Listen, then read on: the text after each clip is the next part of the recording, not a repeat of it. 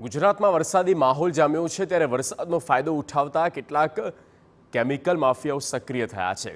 જો આપણી TV screen પરના આ દ્રશ્યો જેમાં વરસાદી પાણીના આડમાં કેમિકલયુક્ત પાણી વહી રહ્યું છે।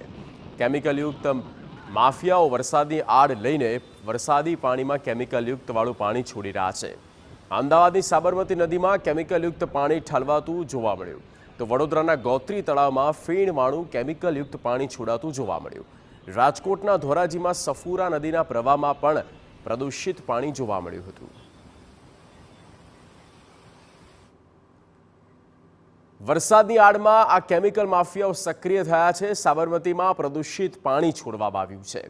ટ્રીટ કર્યા વગર કેમિકલના ધસમસતા પાણી સાબરમતીમાં ઠલવાયા। વરસાદી પાણીના આડમાં કેમિકલ પાણી સાબરમતી નદીમાં બેરોકટોક છોડવામાં આવ્યું। એએમસી અને જીપીસીબીના બાબતે બિલકુલ નિષ્ક્રિય રહી। એએમસી અને જીપીસીબી દ્વારા વરસાદના સમયમાં કોઈ ચેકિંગ કરવામાં નથી આવ્યું। અમદાવાદમાં જ્યારે પણ વરસાદ વરસે છે ત્યારે ઔદ્યોગિક એકમના માલિકો દ્વારા પ્રદૂષિત પાણી સાબરમતીમાં ઠાલવવાનું તુરત જ શરૂ કરી દેવામાં આવતું હોય છે। તેના આ દ્રશ્યો ચાડી ખાય છે કે સાબરમતીમાં ધસમસતા કોઈપણ પ્રકારના ટ્રીટ કર્યા વગરના પાણી ધસમસતા છોડવામાં આવી રહ્યા છે। સાબરમતી જાણે કે કાળા પાણી અને રંગીન પાણીથી કેમિકલયુક્ત પાણીથી ભરાઈ ગયું હોય તે પ્રકારના સ્પષ્ટપણે દ્રશ્યો જોવા મળી રહ્યા છે।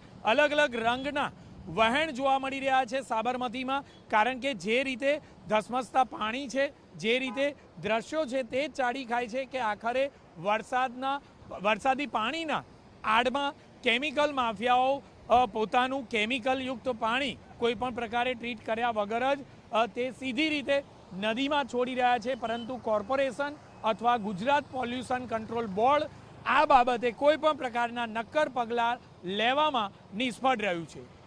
કેમેરામેન મનીષ ત્રિવેદી સાથે જિગ્નેશ પટેલ, TV9 અમદાવાદ।